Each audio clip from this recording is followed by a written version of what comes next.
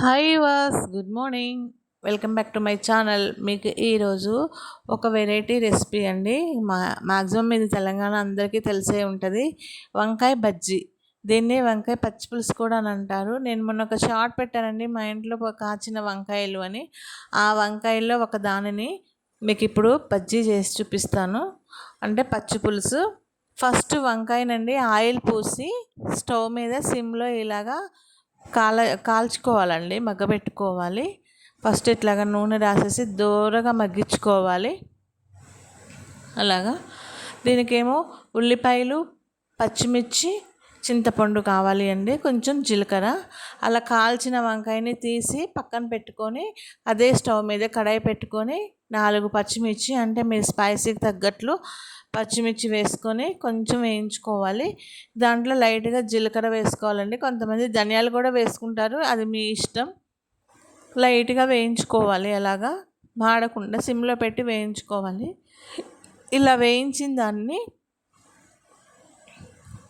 మెత్తగా చేత్తో కానీ లేదంటే పప్పు గుత్తి కానీ దేనితోనండి మెత్తగా పేస్ట్ లాగా చేసుకోవాలి. కొద్దిగా సాల్ట్ వేసి కొంచెం ఒక 2 ఉల్లిపాయలు, అంటే మీరు ఉల్లిపాయలు తినేదాన్ని బట్టి 1 కానీ 2 కానీ ఉల్లిపాయలు కోసి పెట్టుకోవాలి. చింతపండు అలాగా నానబెట్టుకోవాలి. ఒక నిమ్మకాయ సైజ్ అంతా చింతపండు నానబెట్టుకోవాలండి. ఇప్పుడు ఇవి ఉన్నాయి కదా, వేగుతున్న పచ్చిమిర్చి, అదిగో వంకాయ అలా కాలిందండి. పచ్చిమిర్చి చక్కగా దోరగా వేయించుకోవాలి. మీకు కింద నా ఛానల్ నచ్చినట్లయితే అండి ప్లీజ్ షేర్ చేయండి, లైక్ చేయండి, సబ్స్క్రైబ్ చేసుకోండి. మమ్మల్ని కూడా ఎంకరేజ్ చేయండి అండి దయచేసి. మీకు కింద నా ఈ వీడియోస్ నోటిఫికేషన్ తెలియాలంటే బెల్ ఐకాన్ నొక్కండి దయచేసి. అలాగా వేయించుకున్న పచ్చిమిర్చిని పప్పు గుత్తితో అలాగా దంచుకోవాలండి.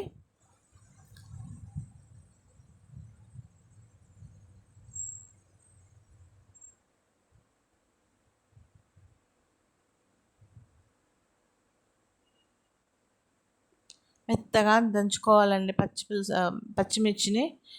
దాంట్లోనే ఇప్పుడు మనం కాల్చి పెట్టుకున్న వంకాయని పైన స్కిన్ చక్కగా వచ్చేస్తుందండి, అదంతా తీసేసి ఆ గ్రేవీని మొత్తం ఆ పచ్చిమిర్చిలో వేసుకోవాలి.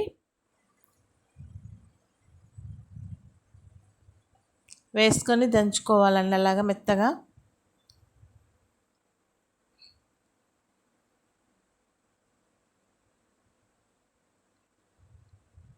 చాలా చాలా టేస్టీగా ఉంటుందండి, చాలా కమ్మగా ఉంటుంది.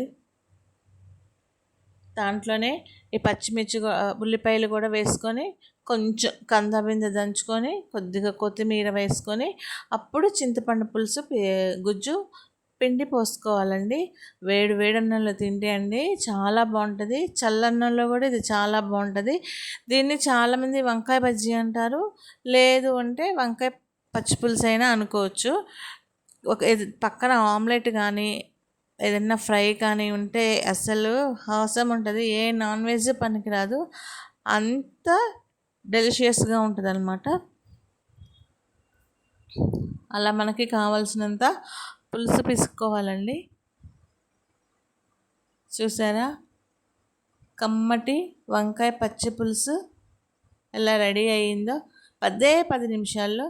ఇలాగే నా ఛానల్ సబ్స్క్రైబ్ చేసుకోండి. Thank you.